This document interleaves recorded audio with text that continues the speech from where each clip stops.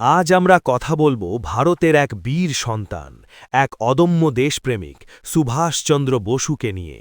একজন নেতা যিনি স্বাধীনতার সংগ্রামকে নতুন দিশা দিয়েছিলেন এবং কোটি মানুষের মনে জাগিয়ে তুলেছিলেন সাহস ও আত্মমর্যাদার আগুন। এই ভিডিওতে আমরা জানব তার রহস্যময় অন্তর্ধান, রেনকোজি মন্দিরে রাখা অস্থির সত্যতা এবং কেন আজও তার মৃত্যু এক অমীমাংসিত রহস্য হয়ে আছে। তাই ভিডিওটি স্কিপ না করে শেষ পর্যন্ত দেখুন, কারণ এই গল্প শুধু ইতিহাস নয়, এটি আমাদের জাতীয় আত্মপরিচয়ের গল্প। কন্ট্যাক্ট স্টোরি ইন্ডিয়া পরিবারের সদস্য হতে এক্ষুনি চ্যানেলটি সাবস্ক্রাইব করুন আর ভিডিওটি লাইক করতে ভুলবেন না। চলো ভিডিওর মেইন পার্টে যাওয়া যাক। গভীর রাত, টোকিওর এক শান্ত বৌদ্ধ মন্দির রেনকোজি। মন্দিরের ভেতরে একটি ছোট ধাতব কলস রাখা আছে, তাতে লেখা নেতাজি সুভাষচন্দ্র বসুর অস্থি। প্রতি বছর ভারত থেকে মানুষ সেখানে যায়, মাথা নত করে, ফুল দেয়, আর একটাই প্রশ্ন নিয়ে ফিরে আসে, এই অস্থি কি সত্যিই সেই মানুষটির যিনি ব্রিটিশ সাম্রাজ্যকে চ্যালেঞ্জ করেছিলেন? যদি ১৯৪৫ সালেই নেতাজির মৃত্যু হয়ে থাকে, তবে পরবর্তী কয়েক দশক ধরে তাকে বিভিন্ন স্থানে দেখার দাবি কেন উঠে আসে? যদি বিমান দুর্ঘটনায় সত্যি হয়, তবে সেই দুর্ঘটনার প্রমাণ নিয়ে এত বিতর্ক কেন? এই গল্প শুধু এক ব্যক্তির মৃত্যু নয়, এটি এক নেতার গল্প, যিনি স্বাধীনতার সংগ্রামকে নতুন রূপ দিয়েছিলেন, লক্ষ লক্ষ ভারতীয়র মনে বিদ্রোহের আগুন জ্বালিয়েছিলেন এবং নিজের রহস্যময় অন্তর্ধানে ইতিহাসকে রেখে গেছেন এক অমীমাংসিত ধাঁধায়। এই গল্প নেতাজি সুভাষচন্দ্র বসু। ২৩ জানুয়ারি ১৮৯৭, উড়িষ্যার কটক শহরে এক সমৃদ্ধ বাঙালি পরিবারে জন্ম নিলেন সুভাষচন্দ্র বসু। তার বাবা জানকীনাথ বসু ছিলেন একজন বিখ্যাত আইনজীবী। পরিবার চাইত তিনি ব্রিটিশ শাসনের অধীনে উচ্চপদস্থ সরকারি চাকরি করুন, কিন্তু ছোটবেলা থেকেই সুভাষ ছিলেন আলাদা। তীক্ষ্ণ মেধা, গভীর সংবেদনশীলতা এবং প্রবল দেশপ্রেম। কলকাতার প্রেসিডেন্সি কলেজে পড়ার সময় এক ইংরেজ অধ্যাপক ভারতীয়দের অপমান করেন। সুভাষ প্রতিবাদ করেন, ফল কলেজ থেকে বহিষ্কার। এই ঘটনাই তার মনে স্থির করে দেয়, ব্রিটিশ শাসন শুধু শাসন নয়, এটি অপমান। ১৯২০ সালে তিনি ইন্ডিয়ান সিভিল সার্ভিস পরীক্ষায় উত্তীর্ণ হন। সেই সময় এটি ছিল ভারতীয়দের জন্য সবচেয়ে সম্মানজনক সাফল্য। কিন্তু ১৯২১ সালে তিনি চাকরি ছেড়ে দেন, কারণ তিনি অন্যায় শাসনের সেবা করতে চাননি। এটি শুধু ব্যক্তিগত সিদ্ধান্ত ছিল না, এটি ছিল স্বাধীনতার জন্য এক নীরব ঘোষণা। সুভাষচন্দ্র বসু ভারতীয় জাতীয় কংগ্রেসে যোগ দেন এবং দ্রুত জনপ্রিয় নেতা হয়ে ওঠেন। ১৯৩৮ সালে তিনি কংগ্রেস সভাপতি নির্বাচিত হন। ১৯৩৯ সালে পুনরায় নির্বাচিত হলেও মহাত্মা গান্ধীর সঙ্গে মতভেদ তীব্র হয়ে ওঠে। গান্ধীজি বিশ্বাস করতেন অহিংস আন্দোলনে, সুভাষ মনে করতেন ব্রিটিশদের বিরুদ্ধে সশস্ত্র সংগ্রাম প্রয়োজন।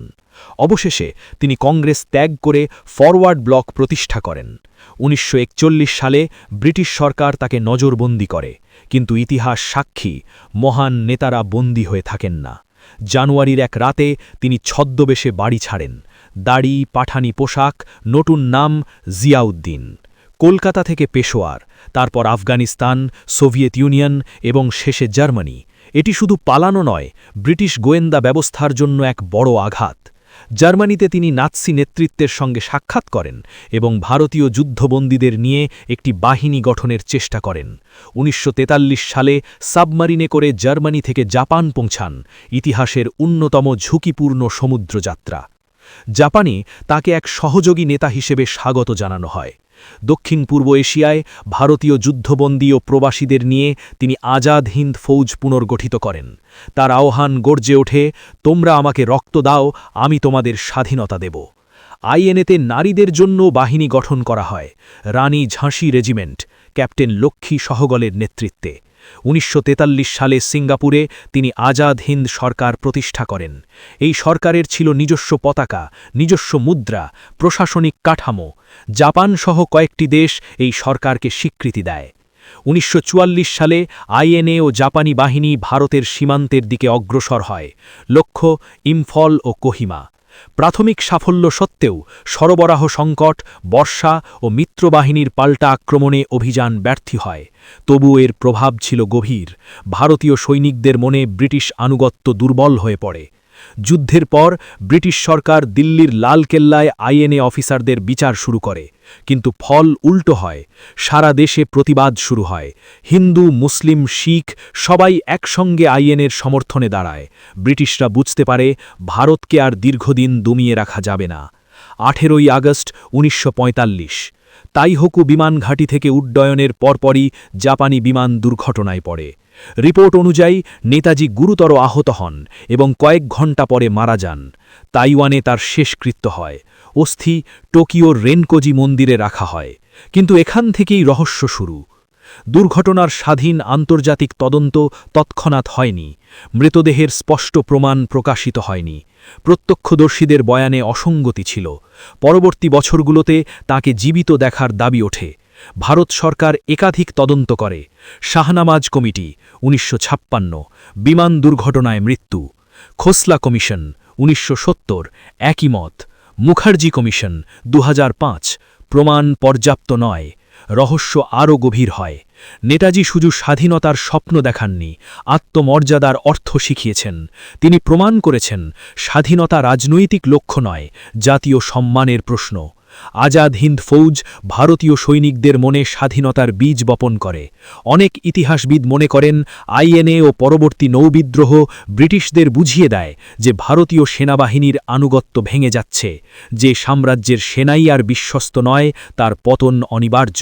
নেতাজি শুধু এক মানুষই নন, তিনি একটি ধারা, একটি ধারণা যা হার মানে না, যা স্বাধীনতাকে জন্মগত অধিকার মনে করে।